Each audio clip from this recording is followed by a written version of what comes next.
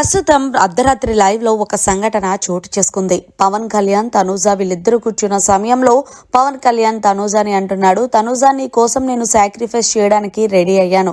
ముఖ్యంగా మీ సిస్టర్ దగ్గర నుంచి వచ్చిన లెటర్ నువ్వు ఎందుకు చదవలేదు? అందులోని మీ సిస్టర్ మ్యారేజ్ ఎప్పుడు ఏంటనేది తెలిసి ఉండేది కదా, మరి తీసుకొని చదవాల్సింది కదా అంటూ పవన్ కళ్యాణ్ తనూజని అడిగితే దానికి బదులు తనూజ అంటుంది, అరే నేను నా సెల్ఫిష్నెస్ కోసం నేను రిస్క్ లో పడలేను కదా, సో ఎప్పుడు బిగ్ బాస్ హౌస్ లో ఏం జరుగుతుందనేది చాలా కష్టంగా ఉంది.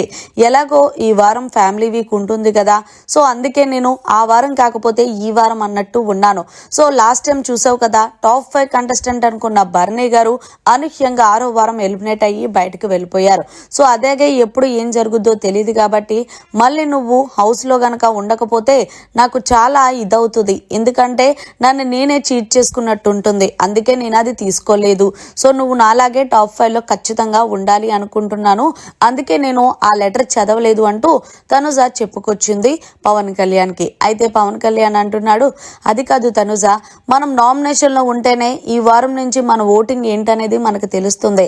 సో అందుకే నేను కూడా ఓకే అన్నాను, కానీ ఏదేమైనప్పటికీ కూడా లెటర్ చదివితే బాగుండేది అంటే, అరే లెటర్కి ఏముందిరా, ఇప్పుడు నువ్వు నా కోసం అంత డెసిషన్ తీసుకొని నువ్వు అలా స్టాండ్ అయ్యి ఉన్నావు, నేను నీకొచ్చిన దానికి నాకేదో లెటర్ వచ్చి అది నేను చదివేసుకొని నేను రిస్క్ లో పడేస్తే అప్పుడు నాకు ఇమ్ముగాడికి తేడా ఏముంది? లేదు కదా. ఇమాన్యుయల్కి ఏం చేశాడు? గౌరవ్ని ఒక్క మాట కూడా అడగకుండా తన లవర్ దగ్గర నుంచి ఏదైతే లెటర్ వచ్చిందో వెంటనే చదివేశాడు. అది కాదు కదరా కరెక్ట్.